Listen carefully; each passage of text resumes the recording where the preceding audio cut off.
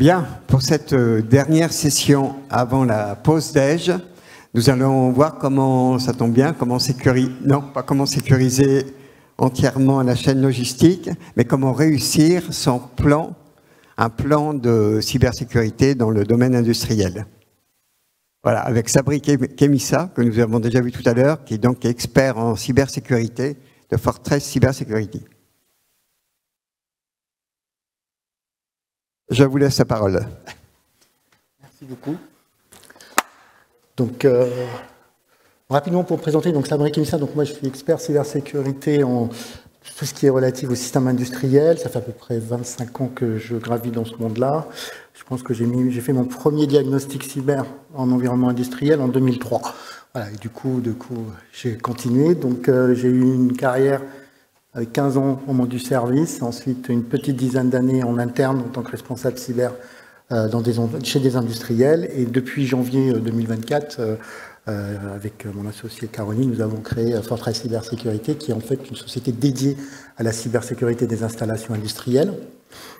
Donc notre objectif, c'est de traiter finalement l'ensemble des besoins d'un industriel depuis la phase de stratégie jusqu'à la partie transformation, mise en œuvre et exploitation. Donc aujourd'hui, je vais focaliser un peu ma présentation sur la partie stratégie et conseil.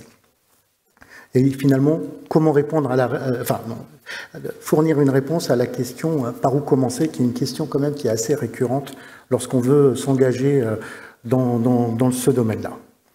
Alors, premier point qui est important, chez Fortress, on parle d'installation industrielle, on ne parle pas d'outils, on ne parle pas de SCADA et autres, on parle d'installation industrielle pour une raison simple, c'est que lorsqu'on prend une usine, on constate qu'il y a l'outil de production avec le système de contrôle-commande de la production, que ce soit un SCADA ou un DCS.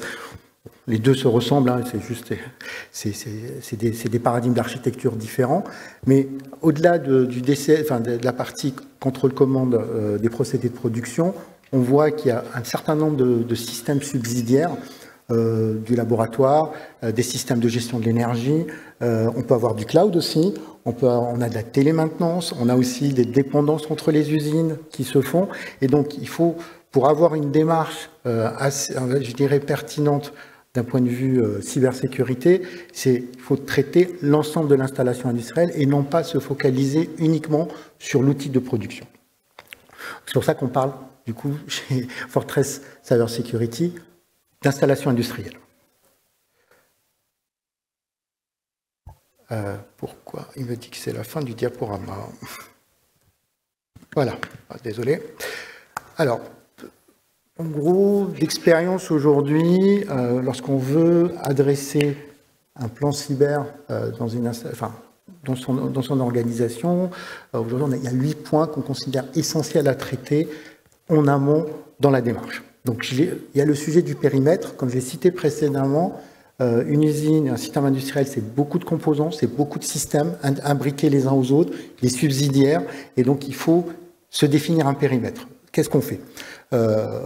L'exemple type qu'on voit, c'est vous avez, c'est un sujet qui est assez récurrent, vous avez la production, l'outil de production qui soit encore une fois un DCS ou un SCADA, mais dans certains cas, vous pouvez avoir des systèmes qui ont l'air un peu, je dirais, à côté ou qui ont l'air pas importants, mais finalement ont un point, ou en tout cas ont une dépendance forte par rapport à la production. Je vous donne un exemple que je connais qui est la partie laboratoire, c'est qu'on voit aussi des fois, vous avez des usines, si elles n'ont pas les tests de laboratoire, elles ne en tout cas le produit ne va pas chez le client. Donc on voit bien qu'on a un système qui a l'air d'être, on va dire, secondaire, mais qui est très, on va dire, qui est imbriqué dans l'outil de production. Et donc, c'est un exemple. Donc, il faut bien délimiter le périmètre et bien comprendre les interactions entre les différents composants au sein des usines et au sein des procédés de production. Donc ça, il n'y a pas de secret. Il faut aller dans les usines. On ne peut pas monter un plan cyber si on ne va pas dans les usines, si on ne comprend pas le procédé de production. Là, je ne parle pas de la visite touristique, hein, vous suivez le chemin bleu de l'usine. Là, il faut aller vraiment dans la compréhension du procédé le procédé industriel et les dépendances du procédé. La deuxième composante, c'est l'organisation.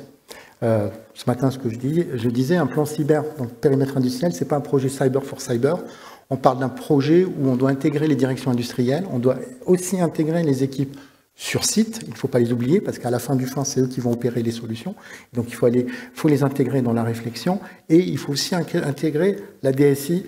Je l'ai dit encore ce matin, moi, je suis pas là, enfin, notre démarche, en tout cas, elle n'est pas de mettre dos à dos les équipes industrielles, les équipes de la DSI.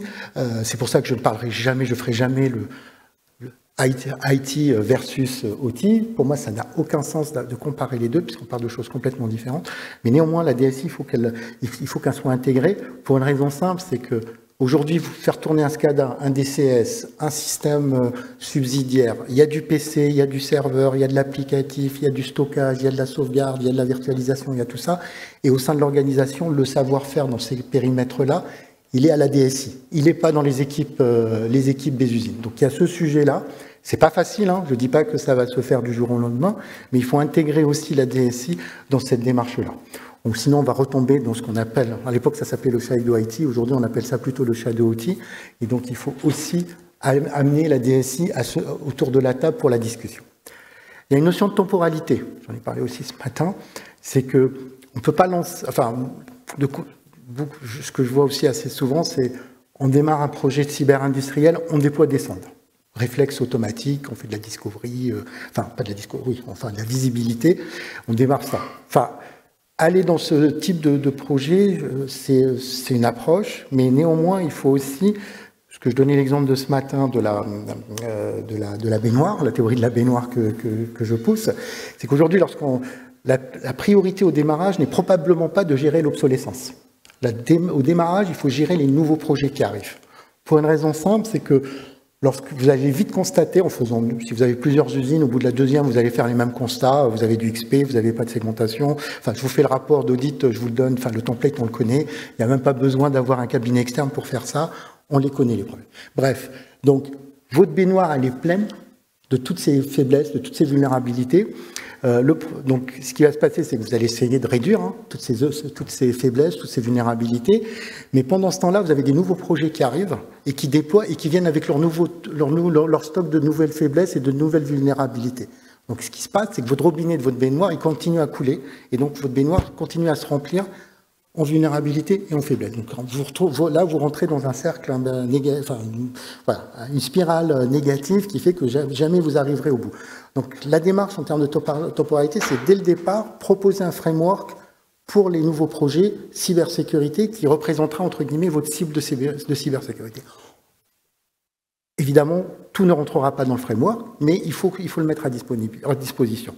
Et en parallèle de ça, travailler sur l'obsolescence. Et pareil, sur l'obsolescence, faut pas aussi... Enfin, une des erreurs que j'ai vu faire, c'est on va tout de suite dans un projet de refonte, et là, on est parti pour des années. Donc, la deuxième phase sur l'obsolescence, de toute façon, il faut, en tout cas, nous, chez Fortran Cybersécurité, c'est notre conviction, c'est qu'il faut traiter la protection de ces systèmes-là as is. C'est-à-dire les prendre, on fait ce qu'on peut.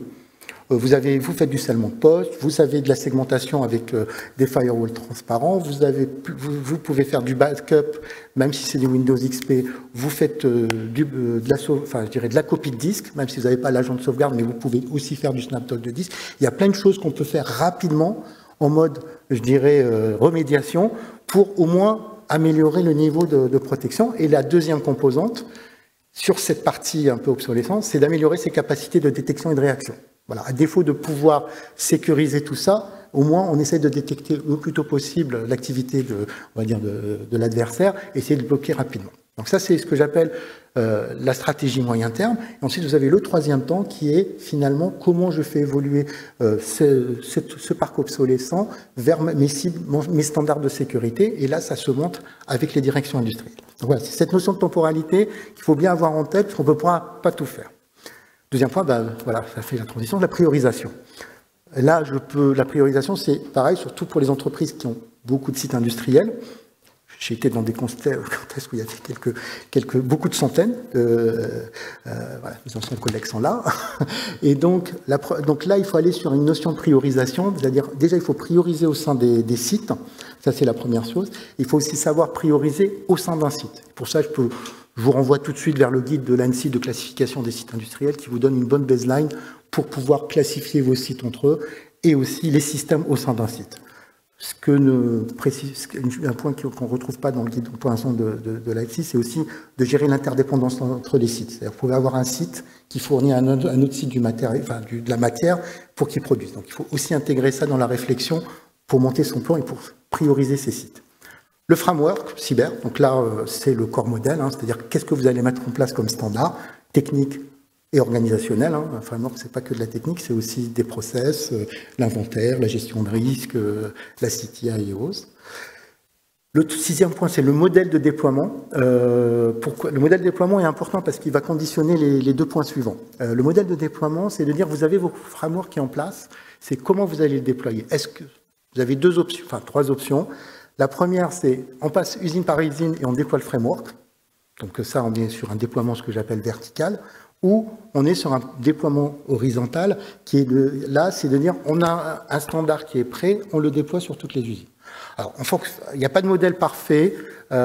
Généralement, on passe plutôt sur un modèle hybride. Il faut faire un choix de doctrine, c'est-à-dire qu'on affiche publiquement, au sein de l'organisation, on fait du vertical ou du horizontal, et ensuite pour le reste, on fera de l'opportuniste, notamment lorsque vous avez certains standards qui coûtent pas cher à déployer et en termes d'exploitation sont simples. Donc ça, il faut choisir ce modèle de déploiement. Le 7e point qui est important, c'est la stratégie de sourcing. C'est que qu'est-ce qu'on fait faire en interne et qu'est-ce qu'on externalise. Aujourd'hui, on sait bien qu'on est en manque de ressources, d'expertise. D'ailleurs, c'est un des points de la création de Fortrace, c'est aussi de former les experts de demain en cyber-industriel, mais aujourd'hui, on n'en a pas. Donc, il faut externaliser une partie, donc il faut faire un choix de qu'est-ce qu'on garde en interne et qu'est-ce qu'on a externe. Personnellement, moi, mon avis, c'est de dire tout ce qui est spécifique à l'organisation, les inventaires, la gestion de risque, tout ça, c'est spécifique. Vaut mieux l'internaliser, le garder en interne. Et tout le reste qui est un peu standardisé et où il n'y a pas de valeur, je dirais, immédiate pour l'organisation, voire il faut un temps d'apprentissage et de montée en compétences long pour les internes. Donc là, on peut aussi l'externaliser. Le dernier point, c'est le financement, parce qu'il faut parler aussi à un moment d'argent. Et donc, à la fin, qui paye ? Est-ce que le financement vient de l'équipe cyber? Est-ce que c'est un financement en direction industrielle ou c'est un financement par les usines? Alors, il y a un 4e cas qui est un peu particulier lorsqu'on parle de certains opérateurs des exploitants pour notamment les autorités organisatrices dans des secteurs tels que l'eau ou le traitement du déchet. Donc là, il y a un sujet, un 4e, mais ça c'est à part. Mais sinon, sur les 3 autres, il faut prendre une décision. Encore une fois, il n'y a pas de bonne façon de faire. Il y a toujours des avantages et des inconvénients sur chaque scénario. L'exemple que j'ai cité ce matin, si c'est à l'usine de payer son plan cyber, il faut que le directeur de l'usine soit objectivé sur la cyber. S'il n'est pas objectivé et qu'il paye, vous êtes sûr que ça ne marchera pas. Donc il faut avoir cette discussion, cette réflexion et cette discussion en interne et avancer sur ce sujet. Voilà. Voilà un peu il me reste 2 minutes. Donc voilà un peu les 8 points qui sont essentiels pour nous en tout cas à traiter. Et si on en loupe un, je pense qu'il y aura toujours un trou dans la raquette et on se fera vite rattraper par la patrouille parce que les gens dans les usines, ils nous voient arriver. Au début, c'est toujours compliqué pour eux parce qu'ils voient des gens arriver, qu'est-ce qu'ils nous veulent et tout. Donc, dès qu'il y a une faille dans le système, ils s'engouffrent. Donc, il faut anticiper les questions. Il faut aussi être capable, pas toutes les questions, mais si on a déjà 80% des réponses qu'on a amenées lors des premiers échanges avec les usines, on gagne beaucoup de points auprès d'eux et on peut avancer de manière positive avec eux. Voilà, je suis dans le timing. Voilà. Parfait. Donc, juste pour terminer, un petit point. Donc, on organise des webinaires, justement. Le contenu plus détaillé sur 1 heure, on l'a traité le 7 mars dernier. On le retraitera, je crois, à construire un plan au mois d'octobre. Et là, vous avez un peu plus, le contenu. N'hésitez pas à vous inscrire ou revenir vers moi ou Caroline pour plus de détails par rapport au contenu. Voilà. Merci. Bien.